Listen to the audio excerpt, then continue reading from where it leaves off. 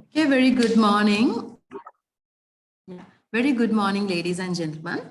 My dear colleagues, Dr. Chandi, and I would like to welcome Dr. Chandi Jayawardena. I'll give you a very brief introduction about him. So he is a tourism educator, consultant, researcher, author, hotelier, but whatnot. So more or less, I would like to highlight some of his specialities. He's a president of Chandi Jayawardena Association Consulting in Canada and past president to HCIMA UK. Now it's called as Institute of Hospitality UK. Founder and the administrator of Global Hospitality Forum. Chairperson for the International Conferences, Hospitality and Tourism Management.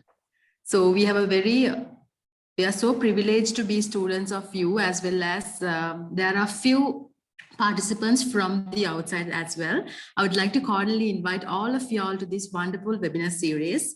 So this is a tourism webinar series. We'll be starting by today. So we'll be planning to cover up a lot of areas in terms of the tourism and hospitality.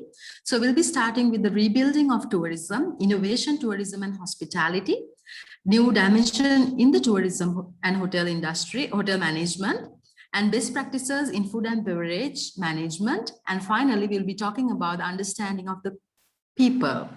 So this is our criteria. We'll be doing this tourism webinar series for 5 consecutive days. So this is the very first day. So I would like to give a very brief introduction about how this flows.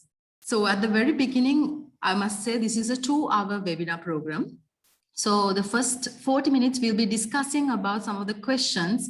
Actually, this was given like week prior, and then we'll be getting some questions from them. So we'll be discussing that. So the next 40 minutes, Dr. Chandi will give his lecture regarding the today's session. And then final 40 minutes goes to it's kind of an interaction program where we discuss and talk about the questions and the answers that we have. So I think I don't want to take much more time of all of y'all. So this is the right time to begin. So over to you, Dr. Chandi. Okay, so good morning, everybody. I mean, good morning to you. My time is about 10:15 in the night. Good morning, and I'm really happy to do this for University of Colombo because 40 years ago, I was a graduate student at the University of Colombo. I actually did business administration. At that time, they didn't have MBA, so it was called Executive Diploma in Business Administration in early 80s. I was a student there, and then I did my master's in England just after that. And so this is my give back time. So I'm giving back 10 hours to your university. And I am very thankful to Gaia for coordinating this. She's a very efficient lady. And also I'm thankful to Professor Suranga, who's my brother. He's joining us very soon. Now, I think some people said they will join. We may have some outsiders as well. But at the moment, I think we have about 18 people. And maybe a few outsiders will join us as well. So as Gaia said, 3 segments in this program. Every webinar, I'll do it in the same format. First segment is your time. Only your voices will be heard. And it's like a test. I will not give you a old-fashioned exam paper at the end, but you will be tested 5 times. All sessions, the first 40 minutes, I'll be testing your understanding of the 2 articles I sent. Now, I'm not going to each and every detail of those articles. One reason is articles are written some time back. Another one is you have read them, but I will focus on a couple of important aspects which are still relevant today and for the future. And I will talk about those in my presentation. So first segment, I ask the question, I identify a student, you're given 2 minutes, and I'm going to have the stopwatch here. It's very important that you present very quickly. All I want to do is check whether you have read the article and articles and you understood what is there. And you may still have some questions not clear and you don't know about the Caribbean, and that's okay. So I will then explain further details of those 2 articles in my PowerPoint presentation, which is the second segment. I will then add some new information from around the world about how different countries are rebuilding after the current crisis. And then the last segment is we open up. That's when you ask questions from each other or me, and we'll have a sort of interactive session at the end, as Gaya said. Now, every day, I'm not going to use anyone else's material. I've published so many things in my life, so I chosen 10 of my articles or book chapters. So every week you'll get 2 articles. Altogether, we cover 10 articles. And then I will add on more information as we go during these 5 sessions. Now, I want to explain why I have chosen Caribbean. Today, we are looking at an old article I wrote about Sri Lanka in 2013, and I want to explain where that article came from. That article comes from a British publication. It's the first time that we publish something about Sri Lanka tourism internationally. And that was published in UK. In fact, when Professor Suranga was doing his PhD, he used that as one of the textbooks for his thesis, and he found it very useful.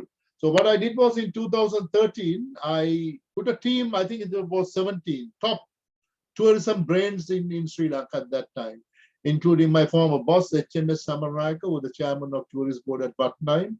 And I co-authored with different people, including Dr. Udita Liyanage. He passed away. He was the director of PIM in the University of Jayawardena. So I put a team together, a big team, and we wrote about different aspects of tourism, looking at, okay, the war has ended. How can we build tourism post-war? So similarly, when you have a crisis, you have to, what you are doing now is, it makes a lot of sense, right? There was a problem, there's a shock, everything sort of closed down and business went down. But crisis management is what we are used to in tourism around the world, whether it's the World War I, II, Vietnam, and Gulf Wars, and 9/11, and Ebola. All these problems happen, and tourism gets affected. It's a very sensitive industry, but tourism always bounces back.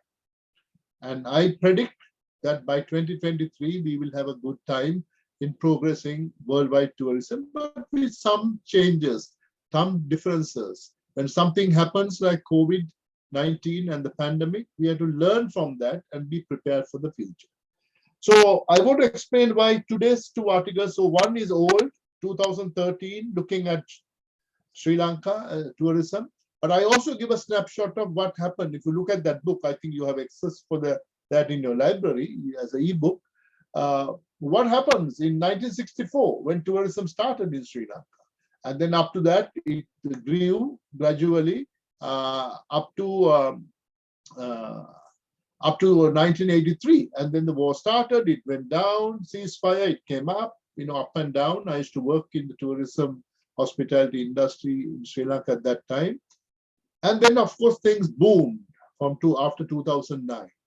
Up to the Easter bomb. Easter bomb was a big problem.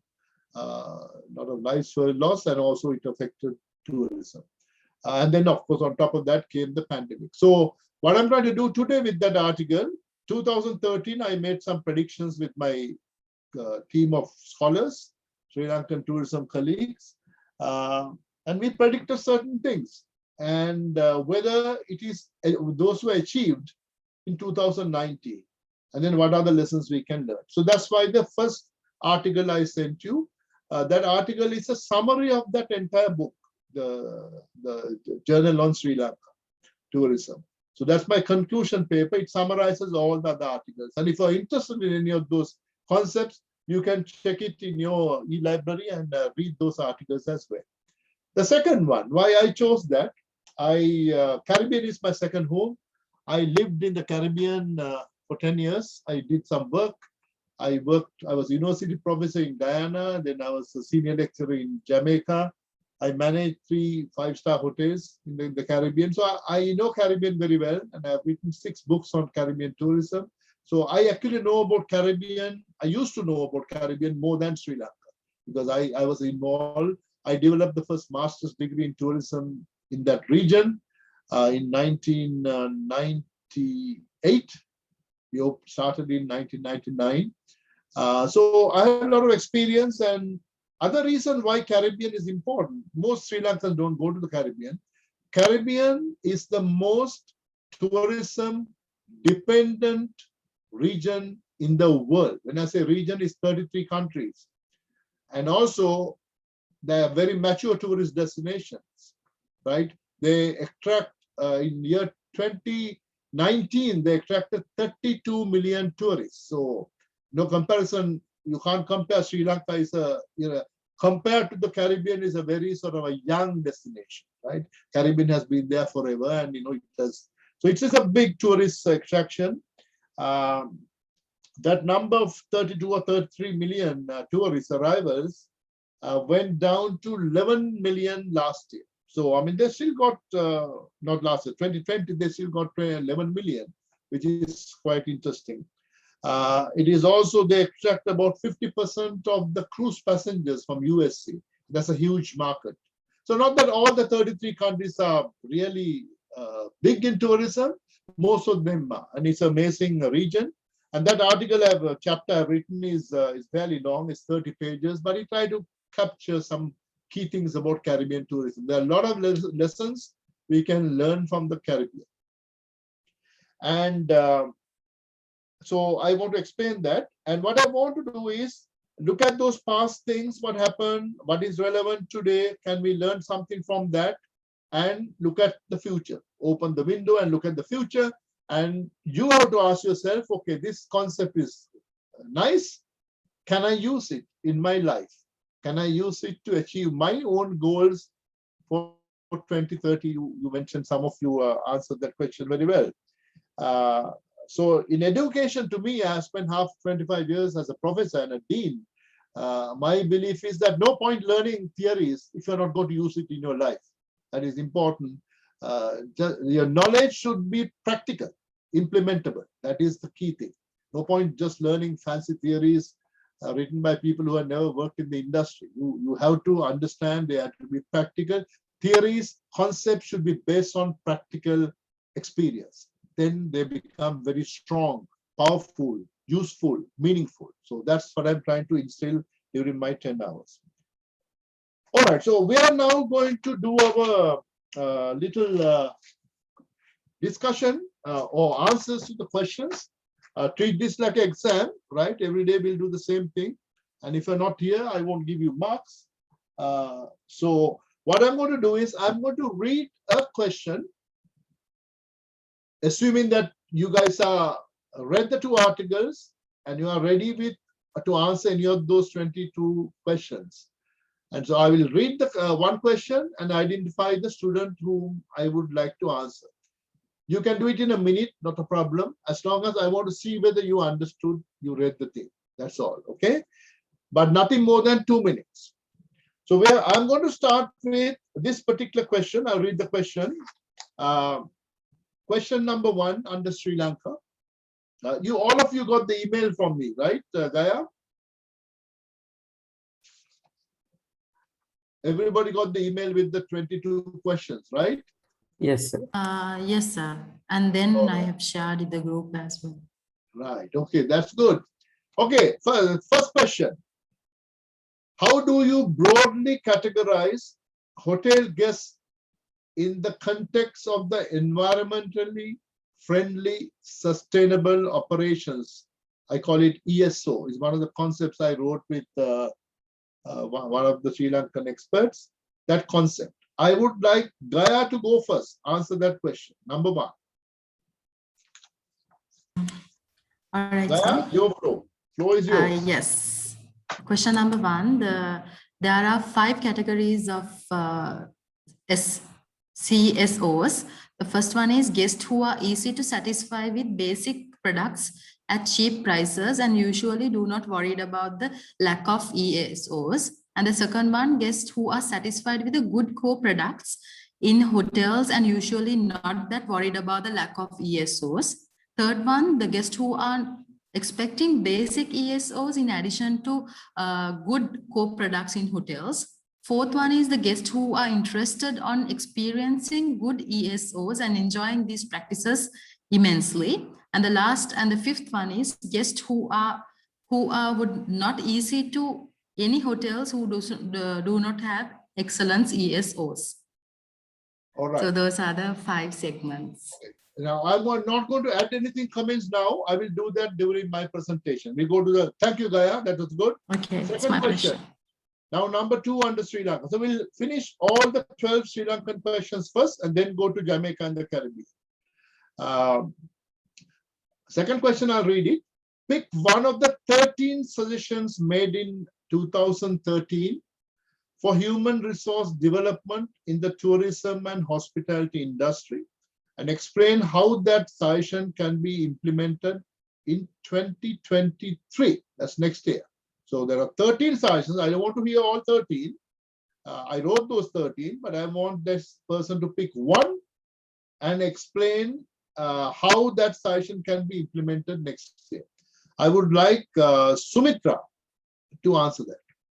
Sorry, Lashika to answer that.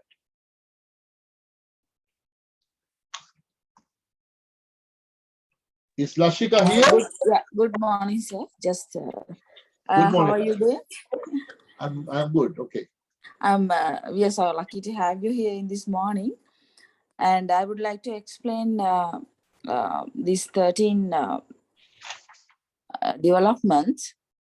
Number 1, develop tourism confused curricula in secondary education, and introduce a dual credit system for tourism hospitality subjects between high schools and Lashika, just to interrupt, you don't have to read all 13.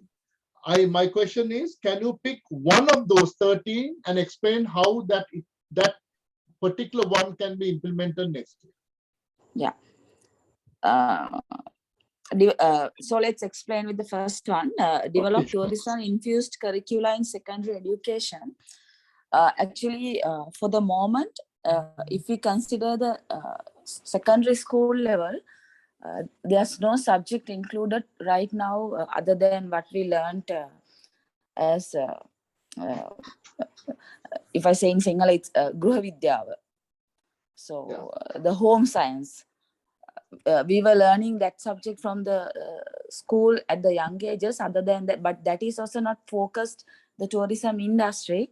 So one thing that implementing the tourism infused curriculum in secondary education and will be a very good sign for the future tourism development in Sri Lanka. I think we have heard many times that the government is going to include tourism and hospitality subjects into the curriculum, as we are in the 3rd place in earning foreign exchange to the country by the tourism sector. I think it's very necessary, and it should be implemented very soon to the secondary education level. And we have to inform and we have to educate the children from the school level how important it is to engage in tourism industry, because over decades that we are well known that the tourism industry is being categorized like in some sort of sectors that it's not a very good industry to engage in, I mean, decades back. So still there are some people who are having that mindset. So we have to educate the children from the younger secondary school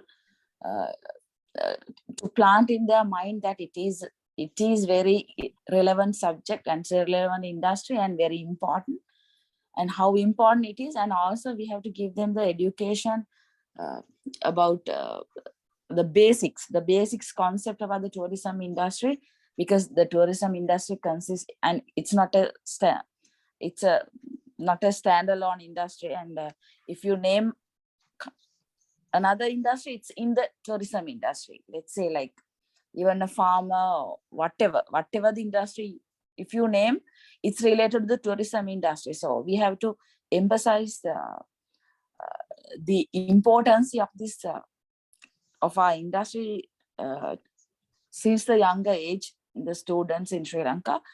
And that is more important, because then we have to set their mindset towards this industry, and they'll be more familiar with it, and they'll be learning much more about the industry from the younger age. And also they can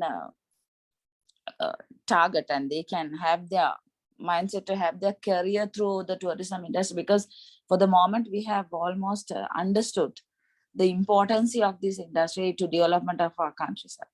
Okay, Lashika, thank you very much. Yeah. Thank you very much. I'm going No fast problem. because we have a lot to cover. So I'm now going to the third question under Sri Lanka. Pick one of the 7 issues identified in 2013 related to engagement of rural communities from Anuradhapura in tourism. It's a case study, Anuradhapura in tourism, and explain the best way to resolve that issue in 2023. I would like Sumitra, who's coming from Anuradhapura, to answer that. Yes, sir. I hope you can hear me clearly. Very good morning, sir. Very clear. Good morning. Yes, sir. I have selected that, out of 7 things, rural community in Sri Lanka are other suspicious of tourism related development. So when concerned that area, tourism, if we look at 10 years back, around 10 years, 8 years back, right, at the time, the people who live in the area, they didn't have much positive view, positive scope regarding tourism, and they didn't, much of them, the villagers and rural peoples, they didn't accept some sort of just like people who dress in half dresses likewise. So, and also sometimes they didn't identify that the positive impacts, benefit we generate in the tourism. But nowadays, those kind of living styles, and also sometimes their knowledge and awareness due to the different reasons, and awareness programs, and also practical implementation in the industry. So now we can see some positive facts, just like if you look at some food and beverage stalls, and also sometimes some souvenir shops available in the area, and also community-based tourism activities, but still not popular. CBT, homestay concept, still not popular in the area. There are so many potentials to develop, but SME sector people are involving with the sector, just like some of them, they are hoteliers available, they are accommodation providers, but we can't recognize much 5-star or 4-star hotels. Those are not available. Some standard hotels available there in Anuradhapura, near Anuradhapura city. People have huge opportunities to involve in that community-based tourism activities. Now it's booming. According to my understanding, there are many more opportunities to develop in the area. Sometimes based on the spiritual activities, we can develop those things.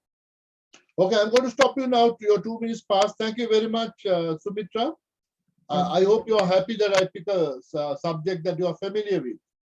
Yes, thank you, sir. All right, the question 4 from Sri Lanka. I'll read it. What would be an ideal positioning strategy for post-pandemic tourism in Sri Lanka? I would like Himasha to answer that.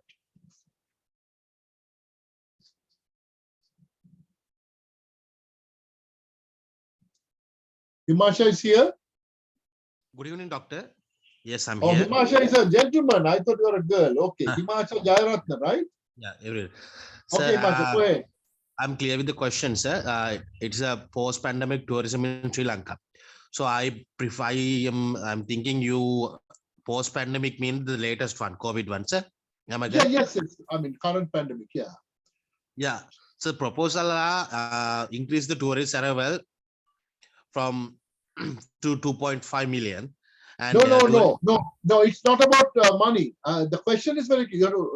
The question is number 4.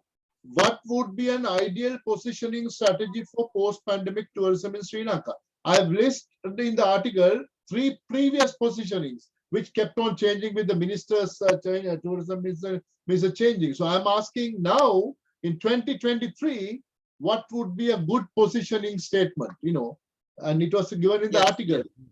Yeah. Small miracle, land like no other, diverse. So it's a broad answer you are expecting.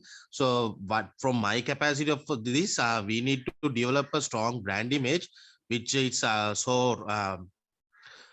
highly, I think we need to, I have no idea how to do that, sir, but positioning us as not as a backpackers to an end, it has to be some sort of revenue generated tourists should be coming.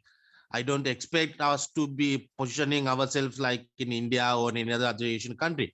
But when we consider with the Bhutan and other countries, they have a good positioning. So we should focus to bring back some tourists who can spend. So not the at least a destination, but a destination where we can entertain people. So regional wide development and likewise, Professor. Okay, What do you think? that's okay. You're finished, Himasha? Yes, Okay. Doctor, I'm finished. Okay, no problem. Thank you very much. And the question now, the next one is, some of these are very macro level sort of questions. So it is a challenge for you to answer within 2 minutes. But that's what I'm looking for. How to summarize a big thing, simplify it, and just show me that you understood the past, and you have some idea about the future. So some of those you may not have the expertise, but at least you can make a sort of a logical assumption and explain. So you did well, no problems. Okay. Thank you, Doctor. Thank you. Number 5. I'll read it. How should the tourism master plan that was done prior to the global pandemic change to 2023? Basically, what I'm saying is any master plan we do has to be a rolling plan. Nothing is written on concrete, particularly when something like the pandemic happens, all our plans are out of the window. Now, what are the key things that we should change in 2023? Aruna, I would like Aruna to answer that question.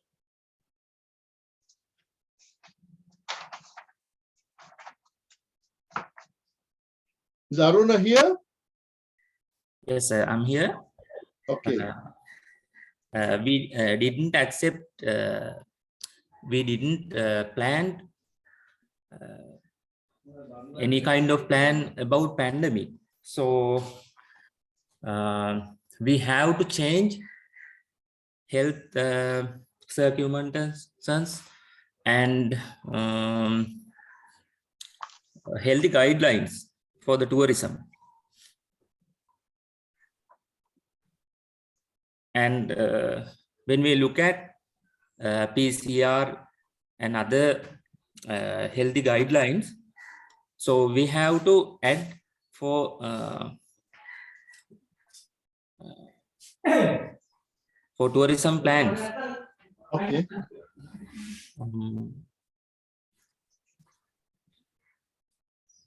And we have to focus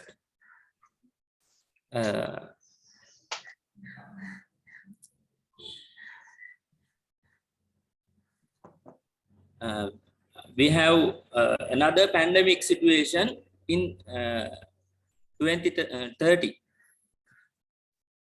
Then we have to plan how to manage the tourism income and tourism development, how to plan in 2030.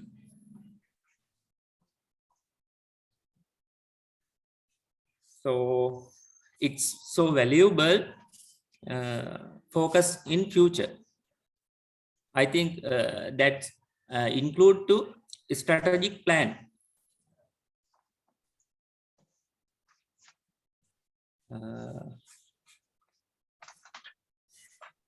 That's all, sir.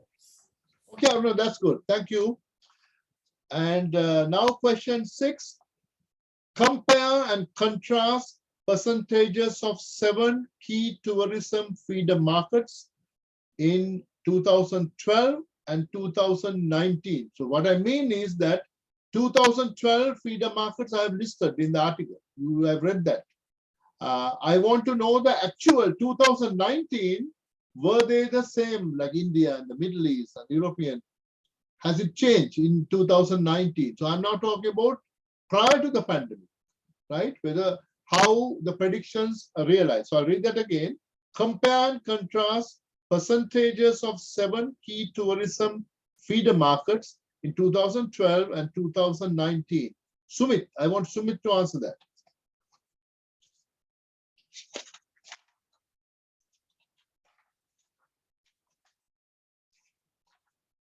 Is Sumit here?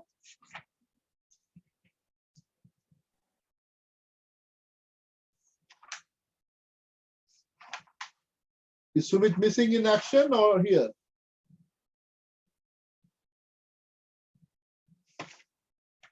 Gaya, is Sumit here?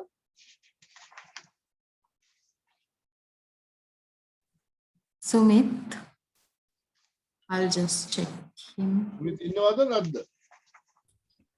He is not available. He is not Okay. available. No And problem. also, sir, the first 40 minutes, I just keep you reminding. Yeah. So, yeah. Okay, so Sumit is not here. We go to the next, we skip that question. Now we are going to question number 7. Pick your favorite innovative solution out of the 11 suggestions made in 2013 in the conclusion section of the article. So I made 11 suggestions for the future and explain your rationale. So you are going to pick your personal favorite out of the 11, right? And explain your rationale for picking that solution. I would like Shirani to answer that.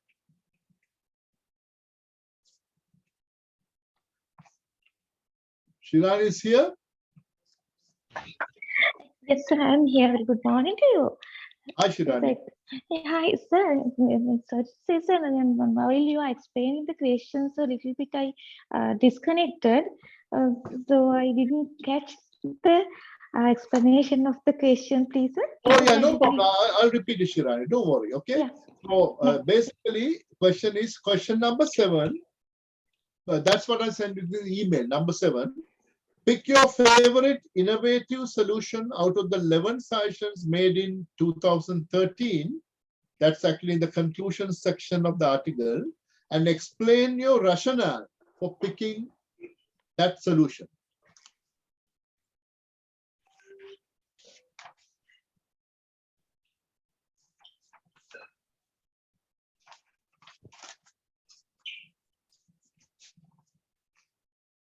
Shirani, we are waiting for you.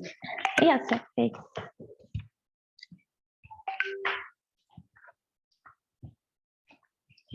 Mention the number and explain, okay? Yes, sir. So,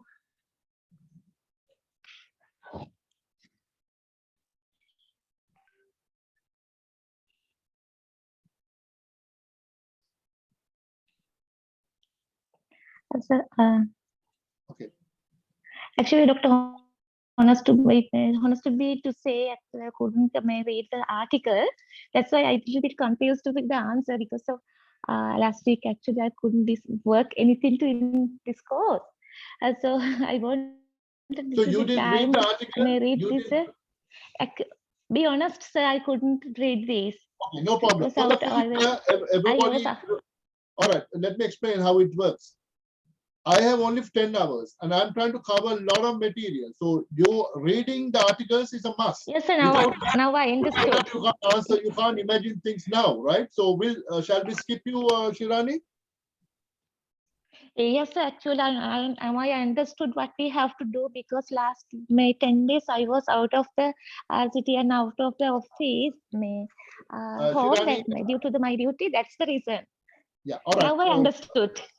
I am like Jawaharlal Nehru. I'm not interested in excuses. I'm only interested in work done. So for the future, read the articles. Otherwise, you won't get Definitely, marks. sir. All right. Okay. Yeah, sir. Well, Definitely. Okay, Shirani. Sorry to say, sir. Sorry. No problem. Okay, Thank you. please. Okay. Now we are going to question Yeah. 8. Compare and contrast the projections for the future made in 2013 with the actual figures achieved in 2019 in total tourist arrivals in Sri Lanka. I would like Chaturika to answer that. So, Yes, sir. Very good evening to you. hi Chaturika, how are you? As per my answer, in 2013, 2.85 millions of tourist arrivals were predicted for the year of 2019. And based on the actual data in 2019, it was actually received 1.9 million of arrivals to Sri Lanka. So here it shows 0.94% of gap from the prediction in 2030. That's my answer. That's very good. So prediction was a little bit optimistic, right? Yeah, actually. So when I made that prediction, these are not tourist board predictions, these are my predictions. Yeah. It was based on the optimism that I felt in Sri Lanka in 2012, 2013. So I made some assumptions like any economist, you do forecasting. So I'm happy to hear that it, Too close actually, yes. yeah. So instead of 2.85, it was 1.9, right? Yeah. Okay, thank you very much. So these are very simple answers. All you have to do is read the article and be prepared. So it's not a big difficulty. Thank you, Chaturika. Next question. Next question is number 9. Compare and contrast the projections for the future made in 2013 with the actual figures achieved in 2019 in total tourist nights. So these are not arrivals, total nights. I would like Matuhari. Matuhari is here.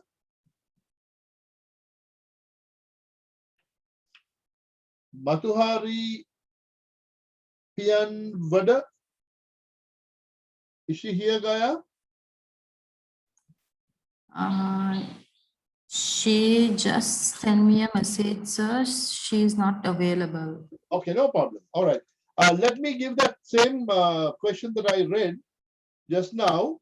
Can Danushi handle that? Danushi, question number 9. She informed that she's at hospital to do PCR or rapid antigen. So once it covers, she will join. She informed that, sir. She is not well? Yeah, she is not well these days. Oh, what's wrong with her? She's suffering from fever. Oh, is it COVID or something else? Most probably, she, according to her explanation, she is now at hospital, sir. Oh, I see. Okay, so what we are going to do is, if someone is sick or getting married or something important happening in your life, you have to tell me. I will mark you excuse instead of giving a 0. So I'll mark her as excuse. And for Matuhari is also, sir, she said the son is not well at the hospital right now. Oh, really? Okay. And then Manori is hospital. She's also at the hospital. So hospital, you don't, if it is not serious, you can't take an iPhone to the hospital? Anyway, okay, we'll see. But students have to tell me if they can't come because every day there's exam, right? So if you don't come, she has some tests to be done, so that's why no Manori is at the hospital. Okay, so Matuhari is not there, and is Darushi is not there as well, right? Is Damsi here? Damsi?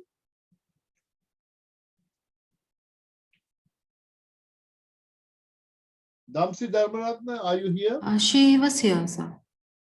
So Damsi, can you answer the question 9, please?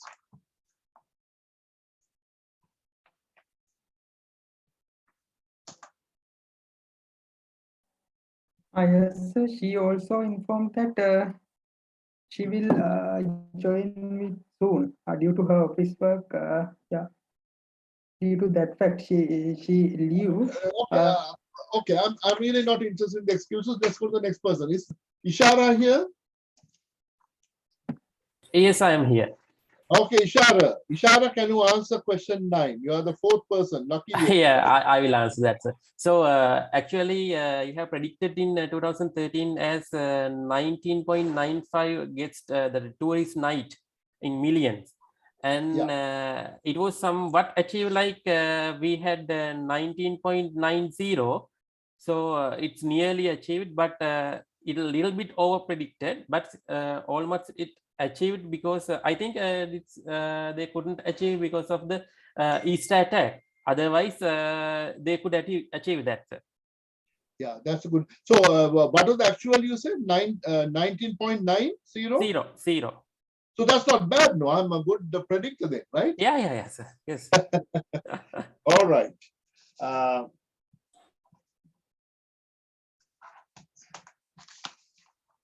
Okay, let's go to the next question. Thank you, Ishara.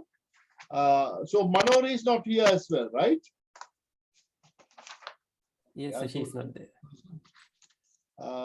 Yes, sir, she's at the hospital. She's in the hospital. All right. What's wrong with Manori? Sir, she was admitted 2 days before the Navaloka hospital. Day by day, his platelet count is reducing. Now it's the last day. Yeah. From the day before yesterday. Yeah. Hopefully she'll be here next week, right? Okay. Oh, yes, sir. Okay, now we are going to move to the Jamaican part, right? The Jamaica and the Caribbean article. I hope you read that. It's only 30 pages, right? Let's look at the question 3. It's about comment about a common challenge affecting tourism in both Sri Lanka and Jamaica. I would like Anushka is here. Anushka. Good morning, doctor. I'm here. Hi, Anushka. Hi, doctor. How are you? I'm fine. Number 3.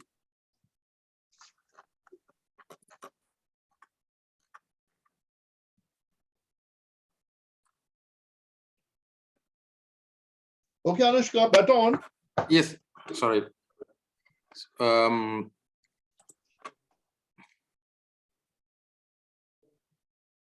You it's want like me to read the question again? not right. Describe briefly on one key aspect you learn about the Caribbean trip, which can be used for future career in tourism. Yes, it's more or less about the. I picked up. I was interested about their.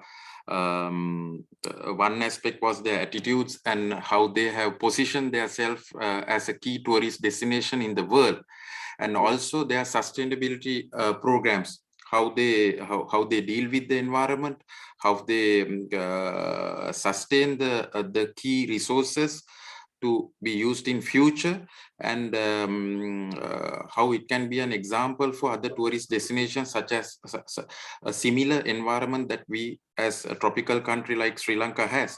So we can take a lot of positives from Caribbean tourism, especially from the sustainable development program that they are carrying out for a long time, as well as their the other master tourism plan and their continuous taglines and the marketings.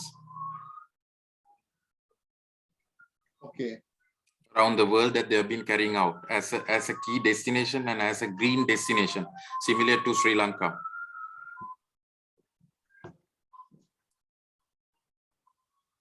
Okay, Anushka, that's good. That's fine. Okay, no need to give long answers. I understand you have read it, you understood, you have done your homework. Thank you. All right, thank you. Now, the question 4 on the Caribbean. Briefly describe the ABC +2 model within 2 minutes. I would like Chatura to do that. Chatura Prabhat. Chatura is here.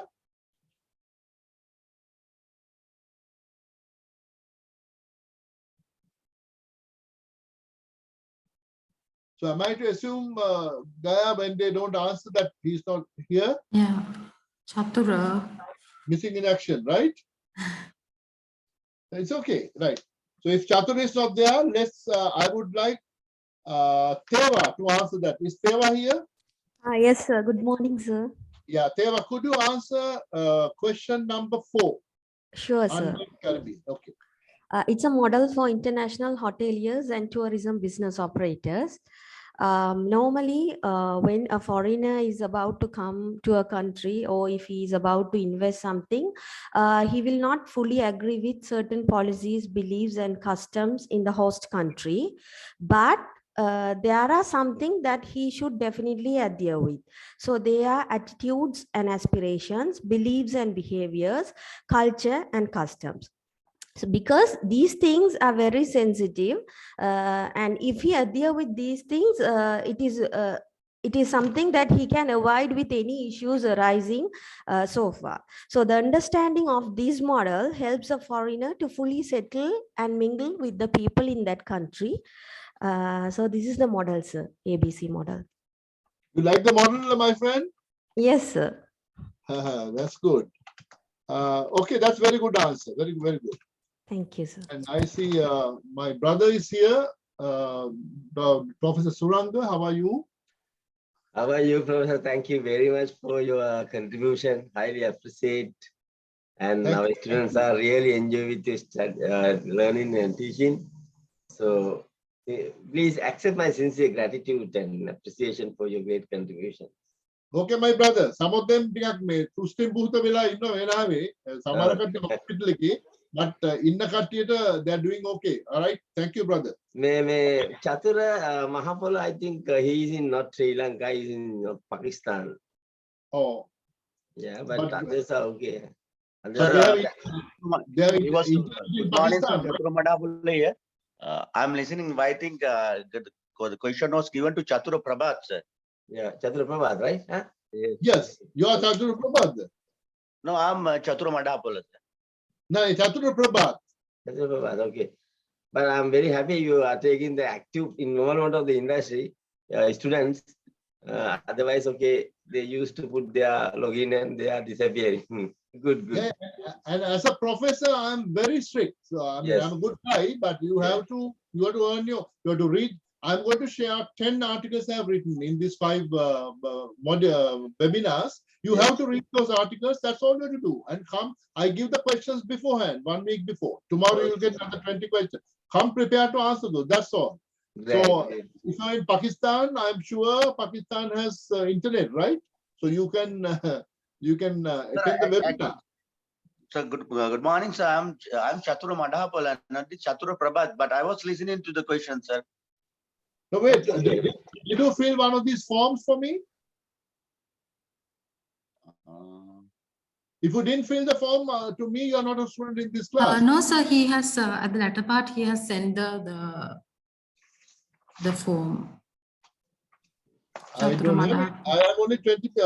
Wait, you are you Shanaka? But Shanaka is not in class. This is a separate one, yeah. This is not. But I don't have you. I have only 20 people, Gaya, and I don't have that. I think I have sent it later, I think. Yeah, later, but with the 20, you were there, if I'm not mistaken. Okay, let me go through the list because I'm very organized. And if you have sent it, it should be here. And I check my emails, So what I suggest to you is I will take you last, but email that to me again. What you send me, that same email, forward it to me after this class. Okay. Okay, sir. Okay, sir. So I will see the date in that. Okay. All right. But I'll come back to you at the end because at the moment I don't have a form for you. So let me see.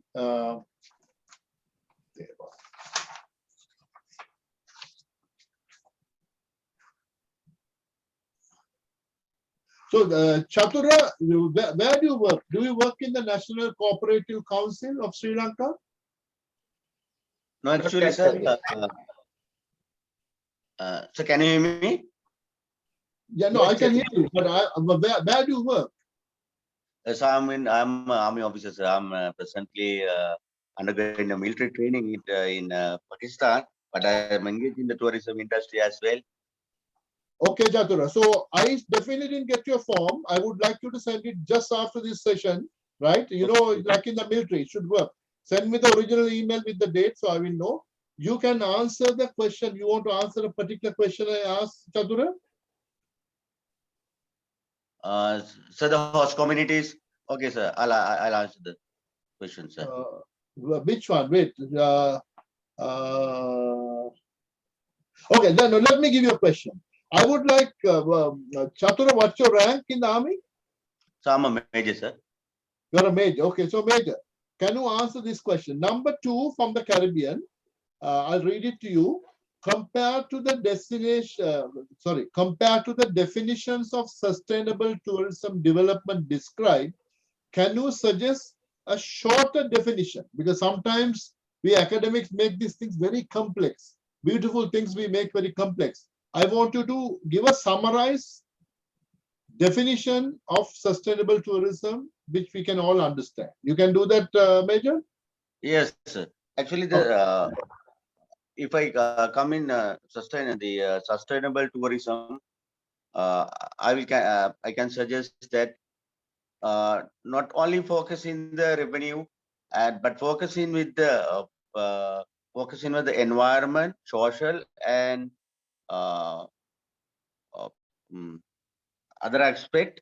So those three and the tourism has to go in hand to hand, and that is the definition that I come to this. Because do not by conserving the environment and the bringing out the proper tourism, benefit to all, right? Benefit to all without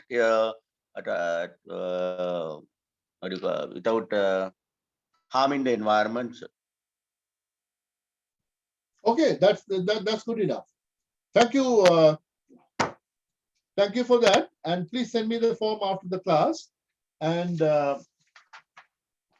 let's go to thank you, number 7. Is Lahiru here today? Lahiru?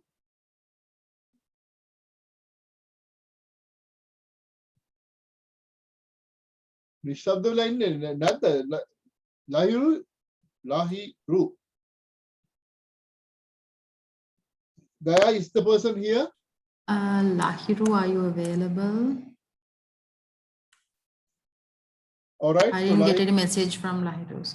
Yeah, it's okay. I don't want to message this. Okay. Next one. Is Devinda here? Devinda?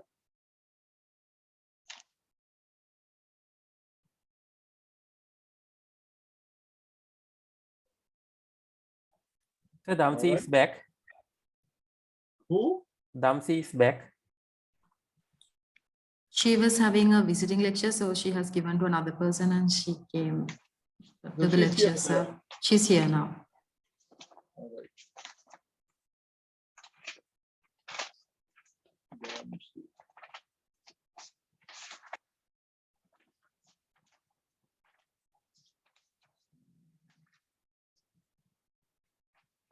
Okay, Damsi, how are you? Professor Chandi, there will be a certain genuine reason also. Some students' connection will be disconnected suddenly, and there could be disruptions. So sometimes they join, but they are trying to join. Sri Lankan, Sri Lankan network is not that much as good, but application sending must be done. I already told him, right? All right. Okay. So the Damsi is here now. Yes. Hi, Dr. Chandi. Yes, I am here. Okay, Damsi. So let me give you a question then, Damsi. Damsi, could you number 7 under Jamaica and the Caribbean? How different are the major challenges faced by hoteliers in the Caribbean to the major challenges faced by hoteliers in Sri Lanka? How are they different? All right, I will list it out. Okay. Okay. Here. All right. So as I have identified, there are several factors impacting on this.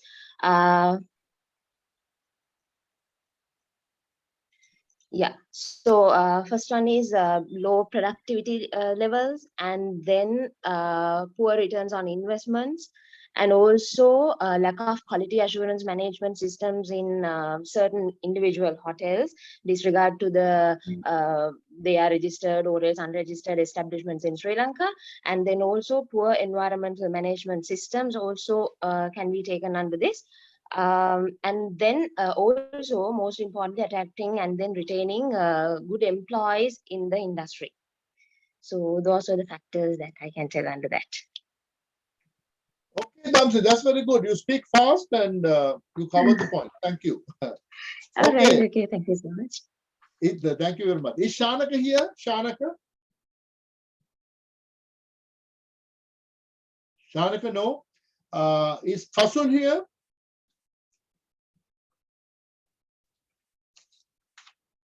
All right. Anyone else that I didn't ask any questions, so I can do it now? Did all of you answer the question, right?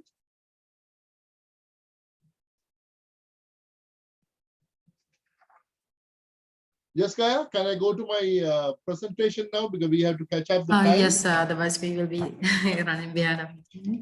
So I didn't miss anyone, right? I didn't miss anyone who's here, right? All right. Okay. So let's start. I will first give some comments on some of the answers you gave.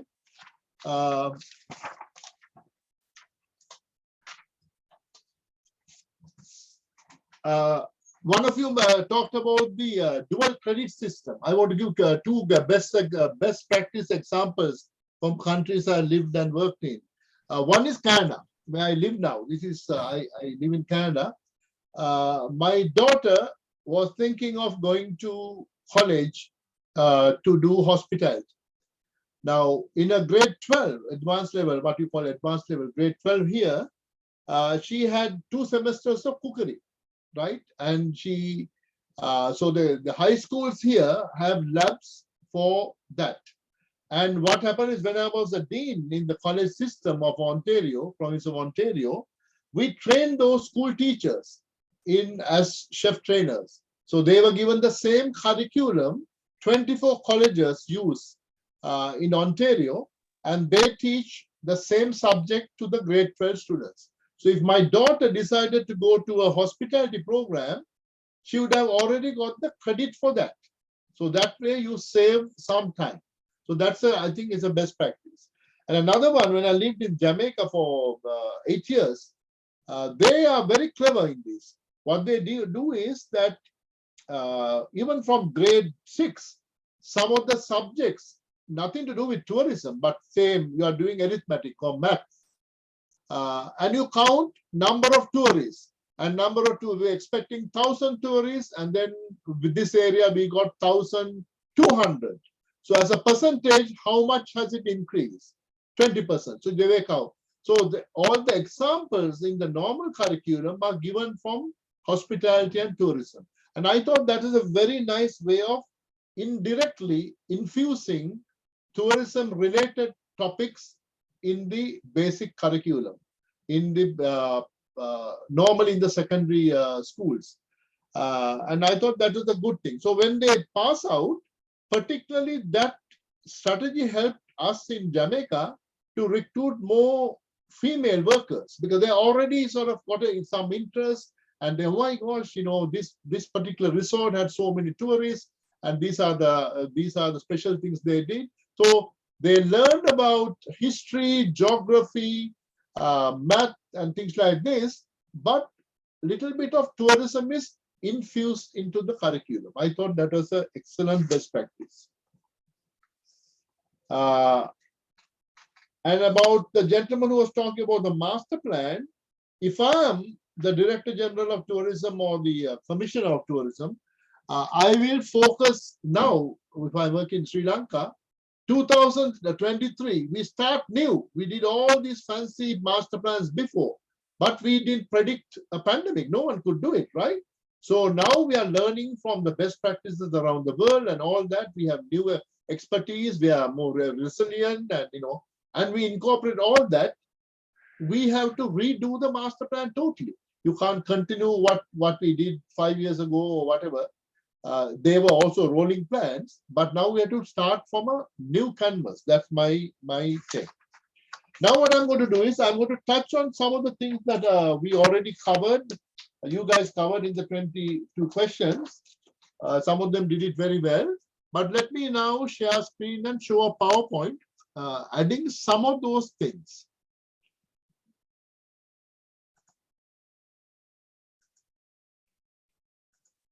Do you see my PowerPoint, my friends?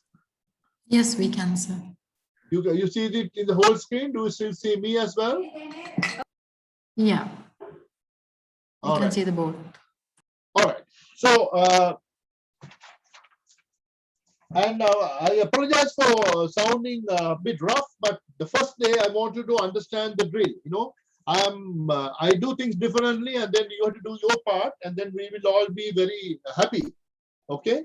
And I know different things happen, connections and all that, hospitals, you know, but we should make an attempt to read the 2 articles. And if you come here and tell me you couldn't read 2 articles, having received those for 2 weeks, that is not good enough for a master's degree. So that is not good. And if you're not ready, I mean, don't come to the class because I'm going to ask you the questions, right? So in the future, please, I'm going to send you tomorrow 2 short articles and please read it and come. So today's topic is on the best practices in hospitality and tourism. And you have seen this poster. I want to give us feedback. I asked you to fill a form and everybody did that except the major. I never got it. So 20 of you, this is what I learned about your batch. Current job, I asked what do you do? Nearly half of you are in education, 45%. About roughly 35% are in types of hospitality services, events or sales and type of thing. And about 20% of them are in tour companies, or one is a tourist guide lecturer, which is great. Then experience. You have a mixed class. Experience range from 1 year to 20 years. An average is about 6 years. So that's good for a master's degree. And then I asked, what is your goal in 2030? I asked that because I want to help you to achieve your dream. When you dream, you have to dream big and you should have goals. So if you don't have, I want you to think about what you want to achieve in 8 years' time. So this is what you told me. It's a fairly equally balanced feedback I got. About quarter of you guys, about 5 of you want to do a PhD in, within the next 8 years, which is great. If you want to be academic nowadays, I mean, PhD is a must. And 25% of you also said that you are, if you are teaching now as a guest lecturer or visiting lecturer or whatever, you want to become a senior lecturer. 1 or 2 people said, I like to be a professor. So that's good. Good to be very adventurous, but sometimes being a professor is not that easy. It takes a little longer time. It's not just teaching and having qualifications, but it's also how much you have added to the body of knowledge and how much useful is that. So university has a system of ranking tenured people who are there for tenure track. So it's not only teaching, it's qualifications, teaching, research, what you have published, where you have published, and also what you do for the community. Like good example would be Professor Suranga Silva. He does excellent work for the hospitality tourism community. And about 25% of you said you would like to be an owner. You like to have your own business. That's great. And about 25% of you said, I want to be a restaurant manager. I want to be a departmental head. So that's good. I'm most happy with the last question.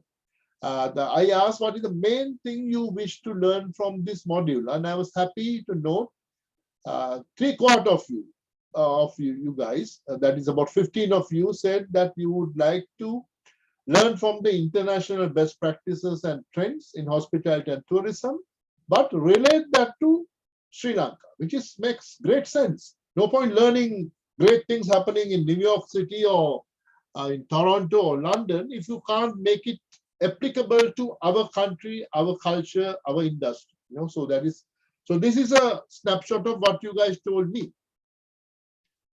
Now, I was hoping there will be other people coming, but I think we only have the graduate students. So the 3 segments, we finished number 1 already. Master students answering 20 quick questions. About 15 of the questions were answered. Now I'm going to start my very quick PowerPoint presentation. And after that, we will have some time for you to ask me questions. All right? Does it sound like a good plan? Yes, okay. So today we are doing rebuilding tourism. That's what we are doing.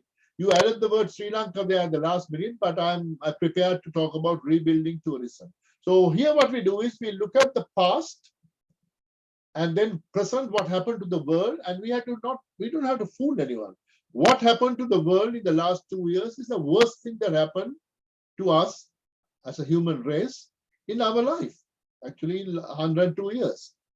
But sometimes there's a other side of the coin. The problems give us time to think. Problems give us reasoning to find practical solutions and develop new systems, crisis management and things like that. So we are looking at the future in an optimistic way. I want to touch on 4 of the concepts in my 2 articles, because these I think are still relevant. And I mentioned these. I said that the environmentally friendly, sustainable operations. This article I wrote with one of my industry leaders, Mr. Mittapala, in 2013, and nothing much has changed. If you want to read in detail, I think your ebook will, I send you the details of this journal, and you can always read it on your e-library. There's an article on this. What we said in 2013 was that the whole world is becoming, most of the people in the world are becoming more focused on sustainability, saving the planet, environmental protection, and things like this. But we relate it to the Maslow's type of a pyramid, right? The need hierarchy. So still at that time, we found that most of the tourists we were getting, they were happy with, they were happy with the basic cheap products at low prices in 2012. Things changed a lot. And I think some of the operators were very optimistic, and sometimes they were a little greedy and they overpriced, so prices went up. But at that time, after the war, Sri Lanka attracted a lot of people who were coming because the price was low. And they were not essentially, so it's number 1. They were not essentially focused on environment and all that. And then you have like a second level of people, tourists expecting good products. They wanted good rooms, good facilities, and they were willing to pay a little bit more. And then we were more interested in the level 3. They are the people expecting some basic aspects of environmentally friendly, sustainable operations, whether you are staying in a hotel or an inn or a rest house or a homestay, doesn't matter.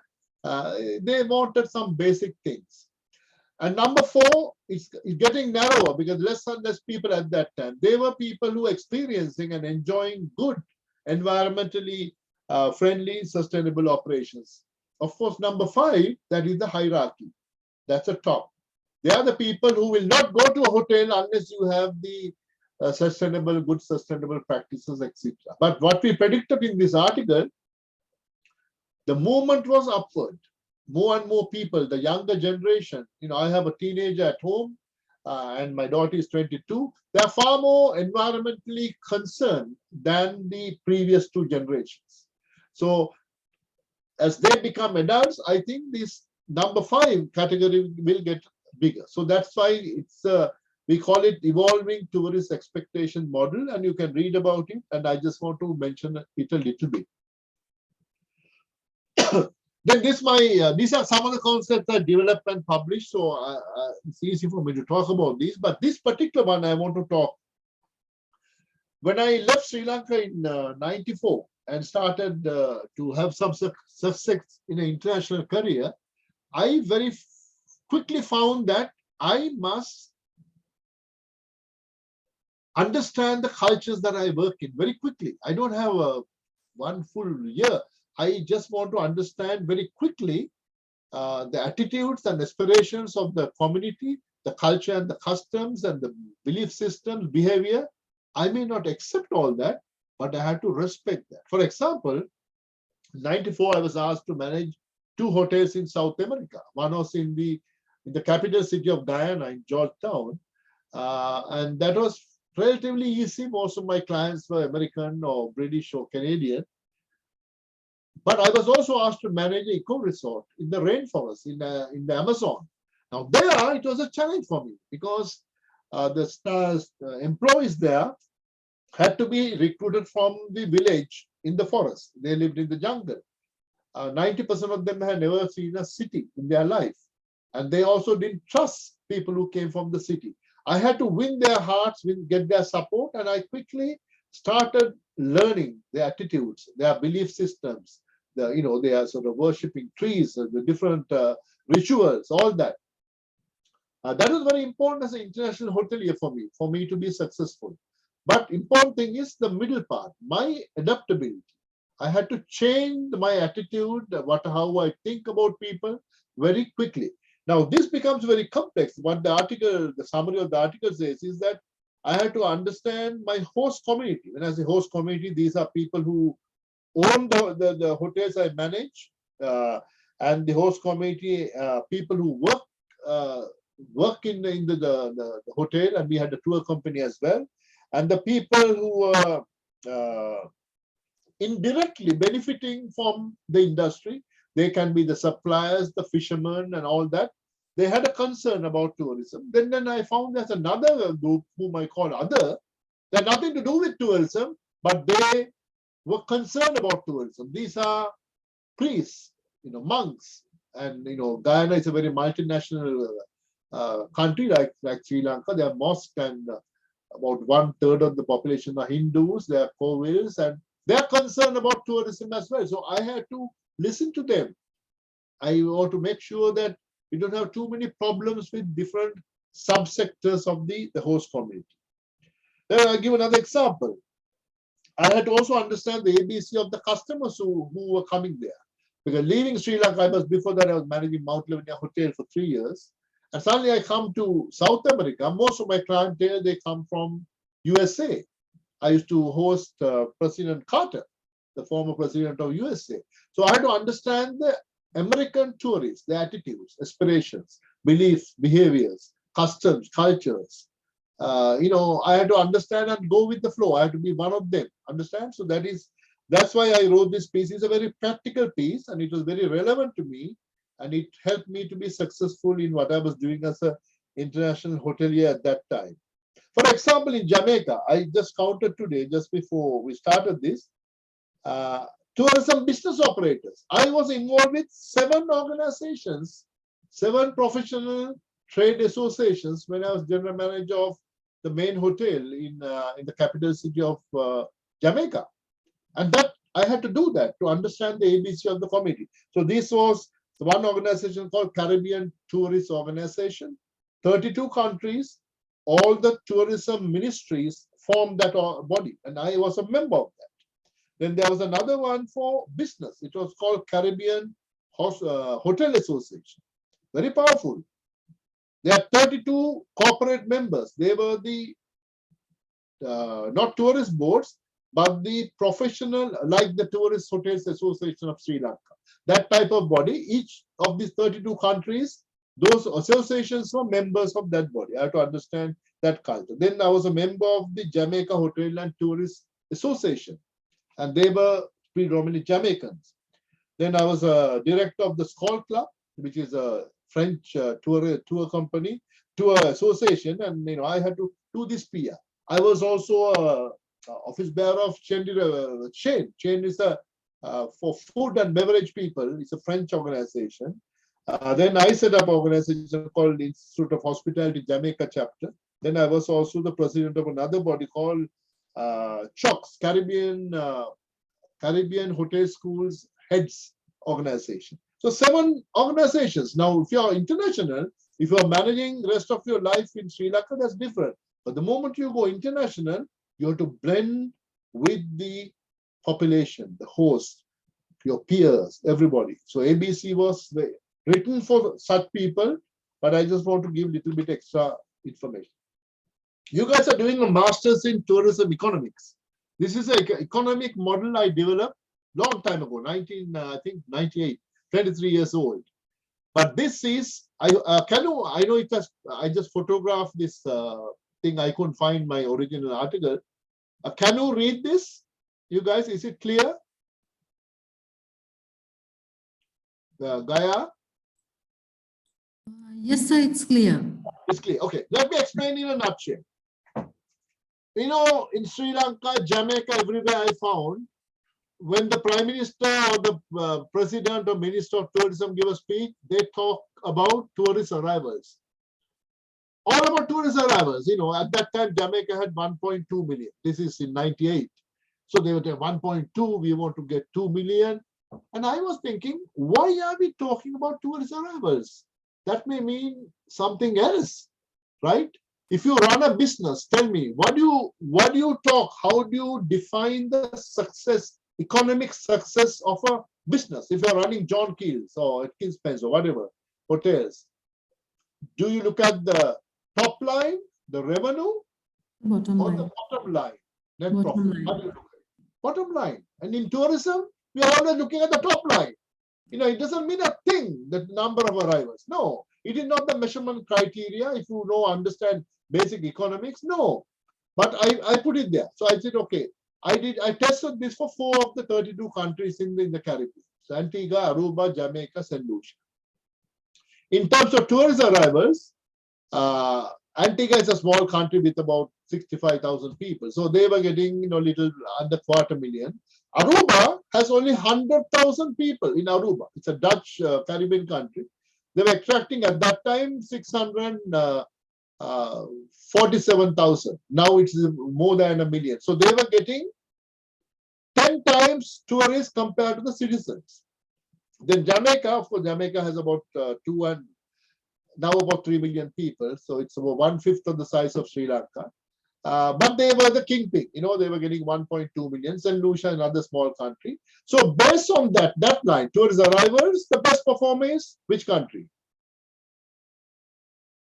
Jamaica, right? You see that? Because they have the most number of tourists. So based on what these tourist ministers brag about, they were doing best. Then we went to the next level. I said, no, but let's look at the average tourist nights. Now, for example, Sri Lanka average, I don't know, must be 8-9 days. And if you take a country like Singapore, it must be 2 or 3 days, right? Nights. So nights are important, of course. Antigua, 7 nights, Aruba, little over a week. Jamaica, 11 days. St. Lucia, 8 days. These are actual figures published in the region. Okay, Jamaica won it again. They have the longest stay. Then we looked at the total tourist nights. That makes little bit more sense than the total arrivals, right? You may have total arrivals 1 million. If this average stay is 1 day, you have 1 million tourist night. But if they stay for 10 days, it's 10 million. So we looked at that line, total tourist nights. Who did well? Still Jamaica, 13.5, nearly 13.5 million tourist nights. But we are looking at it's a business, right? I mean, it's a business, but also employment, contribution to the economy, all that is important. But if you purely look at the expenditure per tourist stay, we looked at how much they were spending. So when we look at the expenditure per tourist stay in US dollars in the whole stay, St. Lucia came winner because St. Lucia did better than Jamaica. Jamaica was 1,000, these guys were about 1,200. Then I said, okay, let's look at the expenditure per tourist per night. What is the relevance of that? And there we found Antigua was the highest, $140 at that time, the average expenditure by tourists. Then we, of course, calculated the gross tourist receipts. Now, this is still is this the bottom line or the top line? Total tourist receipts. This top lines. Top line. We are now still talking about top line. Jamaica did well because their market is big, right? But one little thing we forget, the economists and the people who run tourist business, the foreign exchange leakage factor. If we run hotels and import everything, the food and the small operating equipment, everything from other countries, you are sending money out. And if you're hiring a lot of expatriate GMs to 5-star hotels, some of these people are paid 70,000-80,000 US dollars a year, right? Not a money. That money goes out. They're not spending any money. So that is the foreign exchange leakage. You can actually calculate that. And we found St. Lucia, 56% foreign exchange leakage from tourism. So that's not very good. Then we calculated based on the leakage, net tourism receipts. Now this is Bottom line or the top line?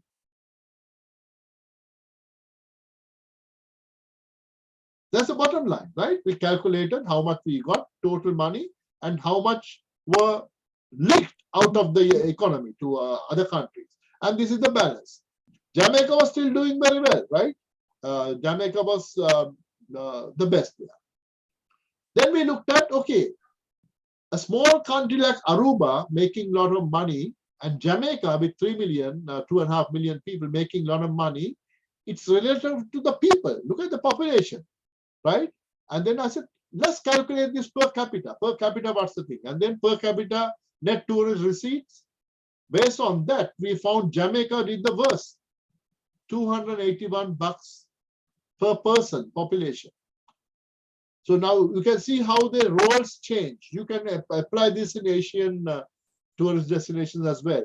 So although Jamaica was the best performance in 5 of the categories, they came last in terms of real benefit, economic benefit in tourism. After I wrote this, actually, I wrote it with another economist, this concept. Later, we added another dimension. We said, this is also not good enough. We should look at the per capita net tourist receipts as a percentage of the per capita GDP of the country as a percentage. That makes far better sense. So some of these things are just a model, but when you apply it, I think it is very powerful. So I just want to explain that. If you have any questions on this, we'll give little time at the end to talk. I want to explain this one very briefly. At that time, my heart was very close to Caribbean tourism. I published so much about Caribbean tourism, and I started the first master's degree program in tourism in 1999, and wrote 6 books on tourism of Caribbean, and they are the major basis of tourism literature in Caribbean stem from those 6 publications. Not to boast, but to say that as a foreigner, I felt honored that I had to lead this the process. So I knew a lot about the Caribbean. Not anymore. I don't live there anymore. I know a little bit of Canada now. But there I found hoteliers like me and tourist board people always look down on the cruise passengers. Any guess why is that? They didn't like cruise passengers. I mean, they get millions of tourist excursionists coming from cruisers. 50% of the American cruise passengers go to the Caribbean. So that's a huge market. But people in the industry did not like them. Why is that? Any guess why tourists, boat people and the hoteliers don't like cruise passengers? Because, doctor, they are not utilizing the the facilities of the hotels. Right. They are not spending money in the destination, right? I love cruises. I've taken about 5 or 6 cruises. Even in fact, Sri Lanka was the same. They come by cruises, but they are not barely using the facilities, and they demand for that, doctor. Yes, that's very correct. They use the facilities. I mean, if you do analysis of the carrying capacity of they demand. Yeah, but these people use the space, but they don't spend money. Even the excursions they do, they actually, when I used to go in the American ships to different islands and places, I buy the package from the cruise, the travel agency in the ship itself. The money goes to America. It doesn't come to Jamaica and the Caribbean. So I will manage, I'll pay everything in the ship, and I will spend 10 hours in the destination, do excursion. I've already paid for it. So the country is not benefiting a lot. People look down on cruise passengers. But I said, look here, I'm not for Jamaican, but I said, why are you putting them down? These are millions of people who are coming as cruise passengers. We can convert them to come back as tourists. This is a good opportunity, I think, marketing. It's a good opportunity to give a little bit of taste of our destination. Although we are not getting direct income for that, I think it's a good thing. So it's in the bottom income-wise. But some of them, we found they came back They took all-inclusive packages, and Jamaica, for example, has the world's best all-inclusive packages like Sandals and Super Club. So they come, but then they are criticized as well. They don't really enjoy the whole destination within walls or within private beaches. They are in this resort. They never go out. Then the third category are people who are a little bit adventurous. They are the one who go to the local cafe and have a coffee and have a local dish. And then we found it's getting narrow again. That's why it's a pyramid. Special interest tourists, people who are interested in adventure tourism, festivals, and of course dark tourism, all these things.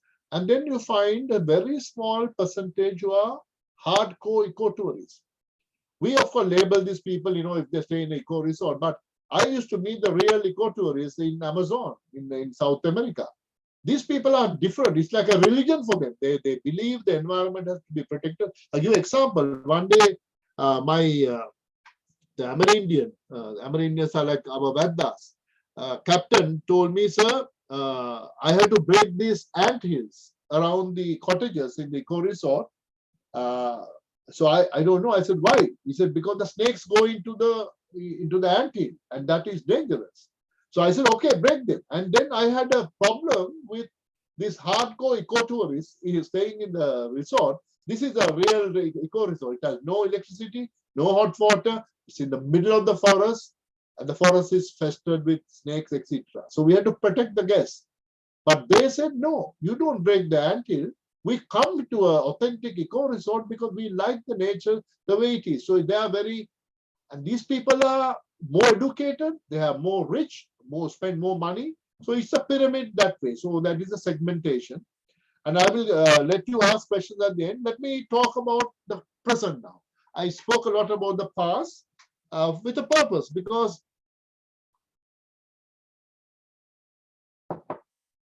we have to understand our history to be more productive and deal with the problems we have today, and of course build a brighter future. So a few months ago, 4 months ago, I was the moderator. I organized an international panel. It's called WOT Roundtable. It's all about tourism. I got 12 experts from I think 10 countries. And they wanted to bring a lot of PowerPoints, information. I said no. I have 2 hours. You just come. I will ask you specific questions, and I want someone from MICE, someone from hotels, someone from education, different sectors. We focus on 3 things: the economics and sustainability, innovations to rebuild, and of course the crisis management and how to resilience of this what has happened to us. So the basic, I said I have one basic question: what innovations would enable tourism and hospitality industry to rebuild? We are looking at the future. So these are the colleagues that I got from around the world. These are their flags they came from. And it was a part of this conference that myself and Professor Suranga chairs once a year. I want to explain a little bit about the body that I am a director of this body. It's based in England or in Oxford. It's called Worldwide Hospitality and Tourism Themes. It was actually one time when we started it was called Worldwide Hospitality and Tourism Trends. It is now a peer-reviewed academic journal in England, and I sit in the editorial board. And of course, it has a history. I don't have to waste a lot of time, but started in '94. We want to capture the trends of tourism around the world. It started in UK and USA. My PhD supervisor was the founder of this. And by '98, we added more. I joined in '98. I was the research director for the Caribbean and Canada because of my geographically, I was involved in those 2 countries. From 2008, I have organized 10 roundtables around the world, including Brazil and in South America, in Goa, India, different places. And then, of course, it was bought by Emerald. And then 2008, we got our own journal. And this journal focuses on tourism trends and themes. So now we are in the 14th year. The publication number 5 for this year is mine. I'm the lead editor, and Professor Suranga is one of the co-editors, and another professor from Canada. This is the question, the theme. what innovations would enable tourism and hospitality industry to rebuild? What I want to do today, I'm editing this. I put a team of about 20 professors from about 12 countries. They are to write case studies. I give them the guidelines and they write the case studies, send it. Some of them will not get accepted because of peer-reviewed journal, but I looked at them and then took some of the ideas they have written, and I want to share it with you. For example, European Union, which is now 27 countries, it was 28, but England and Scotland got out of it and Wales. So now it's 27 countries. In the midst of this pandemic, they published a guide for funding for tourism business to recover and plan. And that was a very remarkable thing they did. So I think it's a good practice because no problem can be solved only by the private sector leaders. Normally the private sector is the engine of growth, economic growth, but we have to work with the public sector. So I'm for the researchers and the educators, I think Sri Lanka has some good best practices, but this is what EU, one best practice I want to share with you.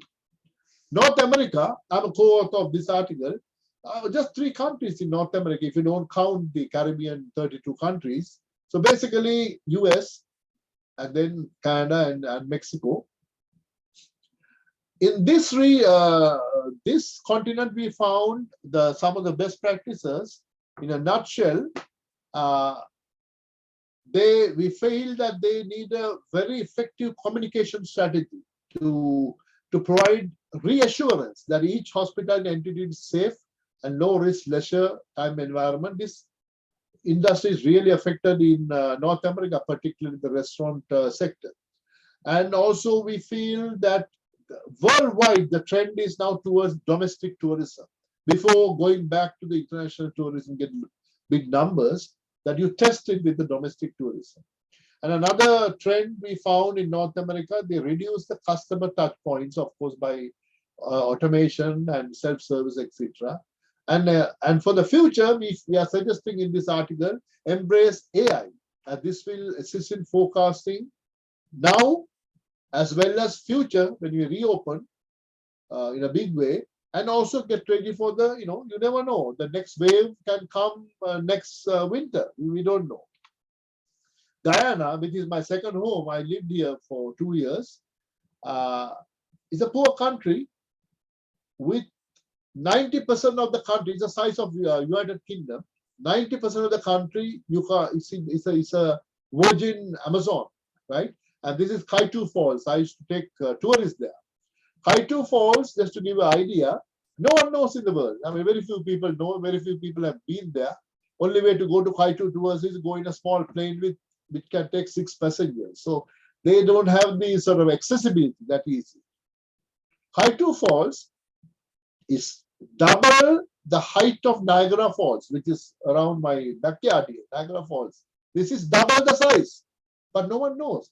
It's beautiful. It's in the middle of the forest. So anyway, what I want to tell about Guyana, the government, that is the public sector, the private sector, tourism communities all got together. And their director of tourism is my former doctoral student, Donald Sinclair. So he wrote this article. And they have this concept, we are all in this together. No, it's no one's fault. We have to help each other. And of course, they came with 4 priorities. They decided to retool the Guyana tourism product. It's not the same anymore. We have to retool. So that is why I say we need a new master plan. Everything is new now. And regaining the confidence of the tourism market. And they're also preparing to new breed of travelers, more younger, more adventurous people, and of course, once again, focusing on the domestic tourism. South Africa,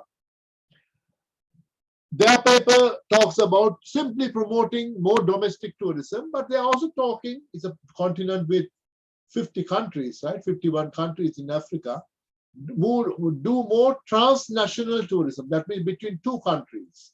If you are in South Africa, you can try to get people coming from Botswana, across the border. So things like that. That's, I think, is the best practice. In Dubai, UAE, the article is a bit micro, but it talks about hospitality. Three pillars they identify in the model: health and safety, the operational efficiency, and the sustainability. And of course, innovation comes over these three pillars. India, the paper, I'm sure they have more strategies and more best practices, but this is what is coming in the book that I'm editing. So innovations identified to rebuild for 2030. They talk about 6 different things. The government support is important, right? Understanding the customer better. When the customer we get are also changing, and again focusing on domestic tourism, and to doing research, but not just research for sake of doing research, but very purposeful, very directly objective. There's a mission type of research. And of course, the virtual reality trips. And also they combine with that the eco-labeling concepts and sustainability, etc. Sri Lanka, this paper is written by my friend, Professor Suranga. I'm sure you know about it, he has covered it, but I just want to put the slide. He talks about 7 different strategies and partnerships, and I particularly like the private, public, and people partnership concepts. By the way, this book will be an e-book. It will be available in your library, I think, by its publication date is October this year. I'm most impressed out of all these case studies I'm editing at the moment, New Zealand. I've never been to New Zealand. It's in my bucket list. But they are re-energizing again, looking at the domestic tourism. But they provided the, I think, out of the case studies at a macro level, the best leadership. You know, the female prime minister of that country is an amazing leader. And the leadership came from top. And of course, they got everybody involved. And they had a sort of a 4-level graduated strategy for ensuring national recovery. And also, they got the, I think it's easy when you have a country with just 4 million people to do this compared to a country like America, where a lot of people resent these changes, you know, but they embrace changes without resisting. I think it's an excellent national case study come from New Zealand. I want to, before we open up for questions, I want to mention something about 2 global bodies that I run. I founded and administer at the moment. This started about 1.5 years ago. Today we have 8,200 members from 117 countries, and I did most of the work, but now I delegated most of the work to 101 volunteers from 20 or 25 countries. This is all free, everybody works free. We share our information, articles, everything free. Since you guys are in tourism, I suggest that if you like, go and check Global Hospitality Forum. It's Facebook group, it's free, and you can just join and share your thoughts and things like that. So I want to do this little promotional talk. The second webinar will be February 27th. We are going to look at innovation in tourism and hospitality. It will be mainly based on one of my, this is my 21st publication I did, like a book. This came in England. It looks at how does innovation help tourism around the world. But bear in mind, this was done just before the pandemic started. So it's a bit outdated, but I will talk about that. I will also send you a sort of a practical case study I did on micro level innovation in one hotel, which you may enjoy reading as well. Okay, now the question and answer time. Ask me anything about what you did the first 40 minutes and the last 40 minutes with the PowerPoint. And now is the time to ask questions. We have about 12 minutes to do that. So I'll stop share. Can you see me now? Yes, sir. Possible. Okay, question time. Ask anything you want to know. I may not have all the answers, but we will try to find the answers you need as a group.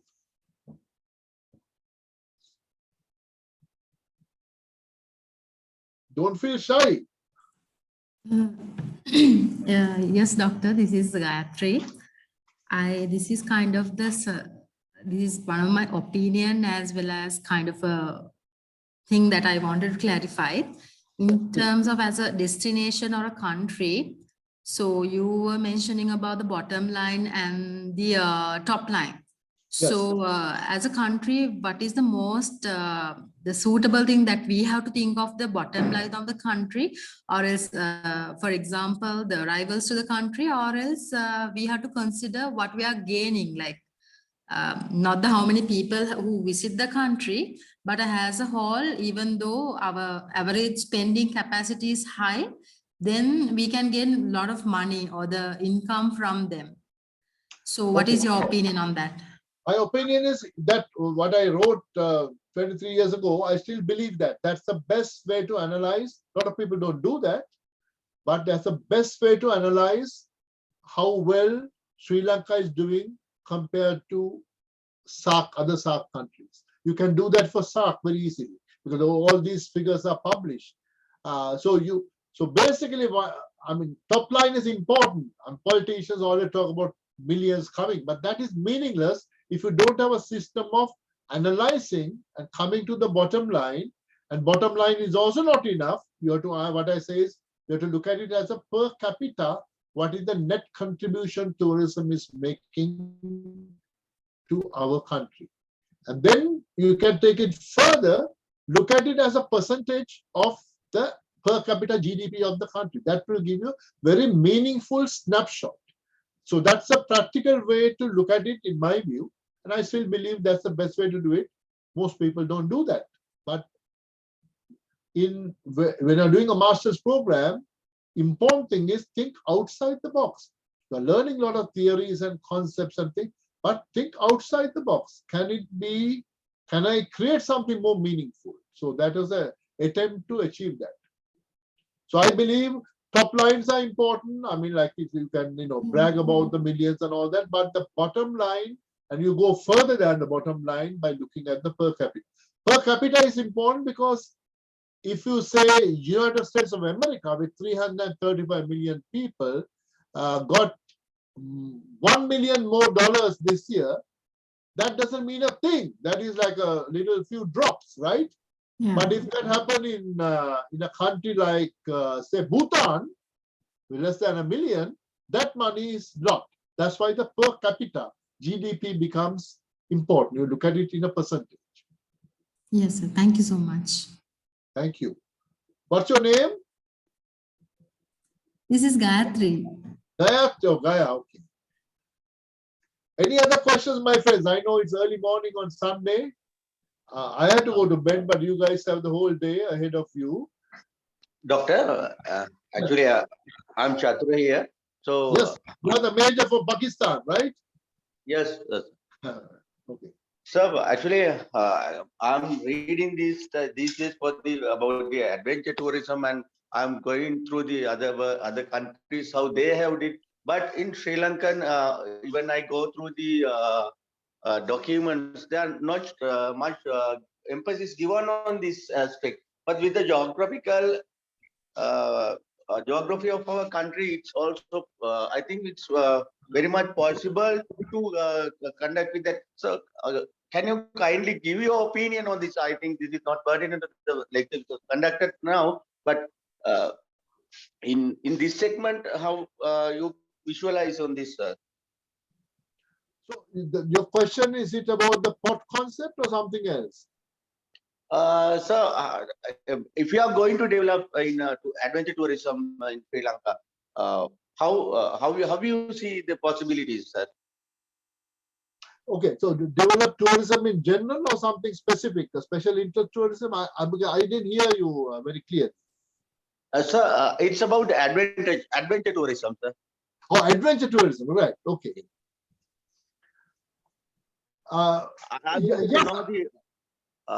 I'm reading these days for that, sir, because I'm doing my master's thesis on that.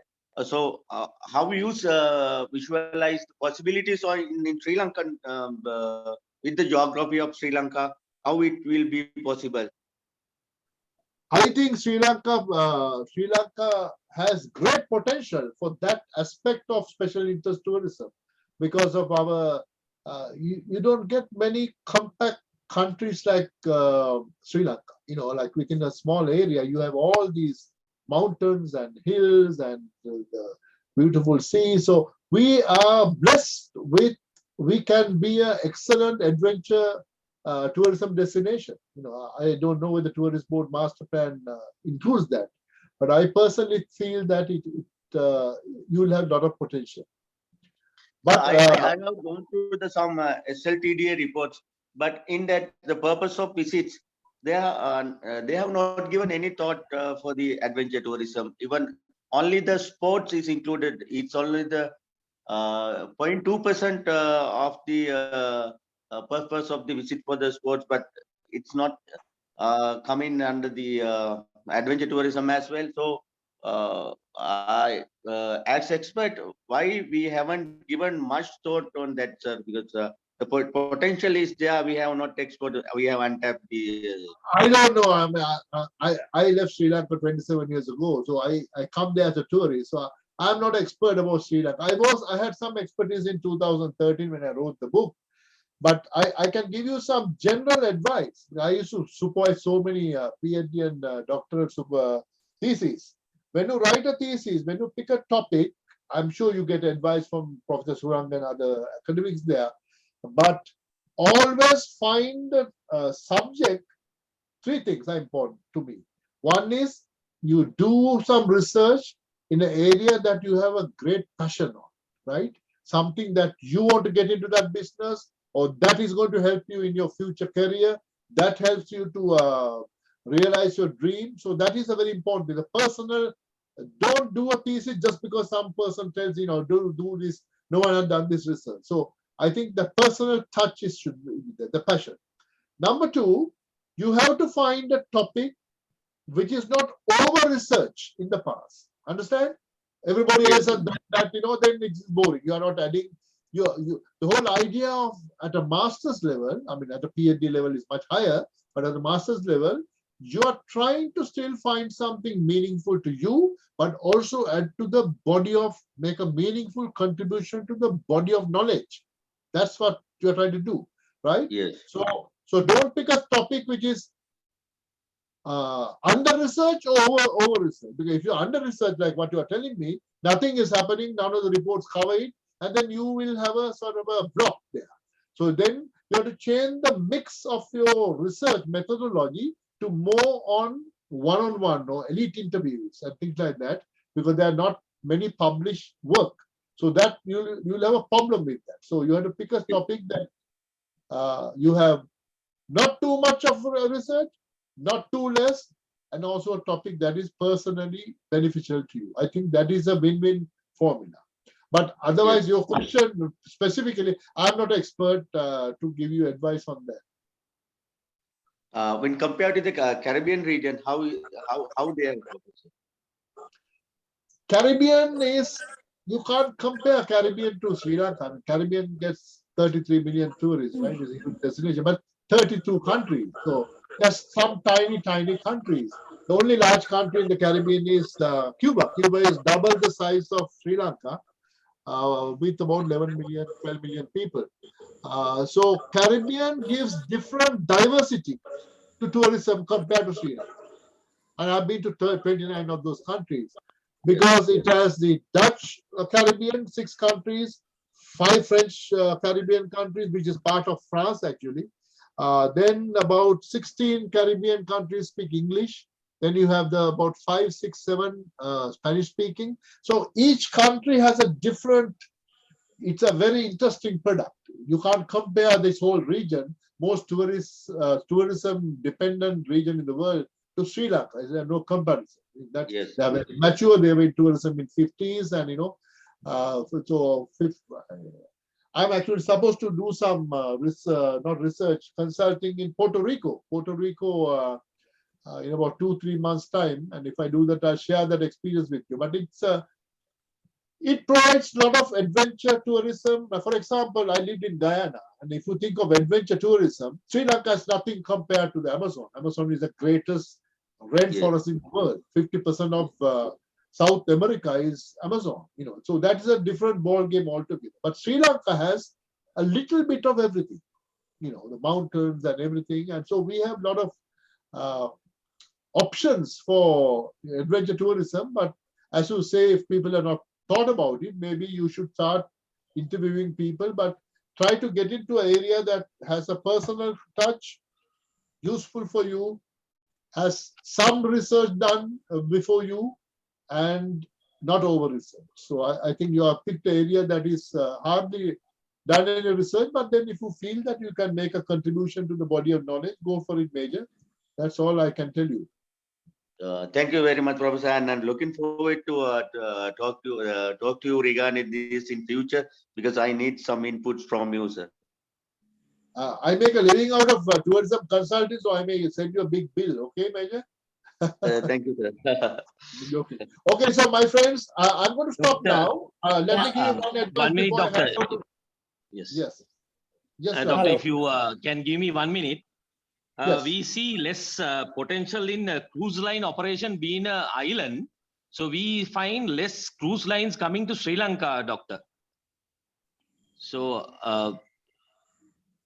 I don't buy that, because Colombo is one of the most important harbors when you are people who are doing a world tour. I mean, like, they go to Goa and they come. So it's also, people won't just simply come, right? And I know some of my friends from the bridge clubs here, they have been to Sri Lanka on cruise business. But Sri Lanka is geographically and strategically located to be a major tourist, major cruise destination. But if it is not happening, if ships are not coming, someone has not done their job in marketing and positioning. So it should be part and parcel. Doctor, there is no proper planning also, doctor. So that's what, they go around in Colombo, like there is no proper planning. So we lost a lot of revenue there. So as a genius in this industry, doctor, so I should, there is that part is lacking actually as island. That is sad, because it should not be like that. Sri Lanka is so important, the location-wise, especially the people who are going on a world cruises, 3-month cruises. Sri Lanka has to be a important stop. So I don't know what I don't work there, but I think the tourist authority should pay more attention to that. Because what I told you in my article, the cruise business, we look down on them because they don't give a lot of income, but it is a good marketing tool to give a little taste of our destination. And if they like what they see, if they're not harassed by the beggars and the beach boys and all that, they will come back to us. Understand? So it provides a lot of potential. I am very keen about the time management, so we are going to stop now. Before I hand over to Gayathri, I want to ask everybody, all the colleagues, I'm going to send 2 more articles tomorrow when I wake up. Now I have to go to bed. Now it's after 12 midnight here. And please read those 2 articles. I'll make sure I'll send you short articles, because I think long articles, you guys work and all that. But if you're in a master's program, I think you should be challenged intellectually. So that's what I'm trying to do. So I'll send you 2 more articles. Please read them. With the articles, I'll also send you 20 questions, 22. Do your homework and come. We'll have more fun next Sunday. Over to Gaya. Thank you so much, Dr. Chandi. It has been a very interesting session. It was more interactive, and we learned a lot out of these 2 hours. So we are looking forward to continue for the next few weeks as well. So until then, stay safe, everyone, and do your homework, and we'll meet you on next Sunday. Okay, thank you very much. I go on. Have a nice Sunday. Thank you, doctor. Thank you, Gayathri. Thank you, Thank you, doctor. Thank you, doctor. See you. Bye. See you.